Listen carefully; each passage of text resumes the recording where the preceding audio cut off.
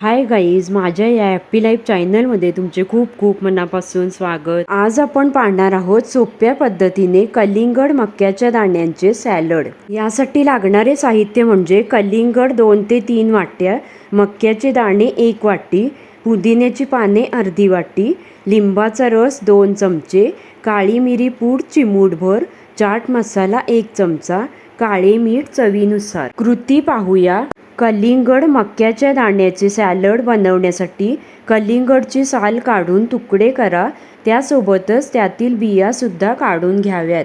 कुकरमध्ये वाटीभर मक्याचे दाणे, चवीनुसार मीठ आणि पाणी घालून कुकरच्या 2 शिट्ट्या काढून घ्या। मोठ्या वाटीमध्ये बारीक केलेले कलिंगड, मक्याचे दाणे आणि स्वच्छ धुवून घेतलेली पुदिन्याची पाने टाका आणि मिक्स करा।